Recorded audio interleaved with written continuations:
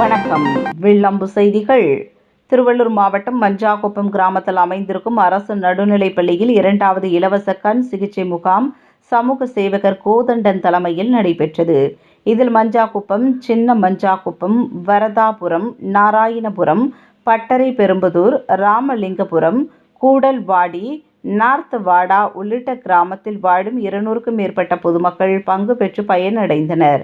நிகழ்ச்சியில் சிறப்பு அழைப்பாளராக மாநில இளைஞர் சங்க செயலாளர் பாலா என்கிற பாலயோகி, பாட்டாளி மக்கள் கட்சி மாவட்ட செயலாளர் தினேஷ், ஒன்றிய செயலாளர் சுரேஷ், ஆக்ஷன் ஆஃப் லோக் அறக்கட்டளை சபாபதி, ஜேஇ அறக்கட்டளை கலாநிதி, ஜிஆர்டி பார்மசி கல்லூரி, புதூர் ஷெல்டர் அறக்கட்டளை மற்றும் கிராமத்து பொறுப்பாளர்கள் குப்புசாமி, ரெட்டியார் மாரி, நடராஜ், குமார், வார்டு உறுப்பினர்கள் மூர்த்தி, கன்னியப்பன், பட்டறை பெரும்புத்தூர் சுரேஷ் கலந்து கொண்ட நிகழ்ச்சியை சிறப்பித்தனர். முகாமில் 200க்கும் மேற்பட்டோருக்கு சிகிச்சை செய்ததில் 30க்கும் மேற்பட்டோருக்கு பார்வை குறைபாடு கண்டறிந்து அறுவை சிகிச்சைக்கு அழைத்து சென்று மீண்டும் அறுவை சிகிச்சை செய்துவிட்டு கொண்டு வந்து விடப்பட்டது. இத்தகைய நிகழ்ச்சிக்கு ஏற்பாடு செய்து பொதுமக்களுக்கு சேவை புரியும் சமூக சேவகர் கோதண்டன் அவர்களுக்கு வரவேற்பும் பாராட்டும் குவிந்து வருகிறது.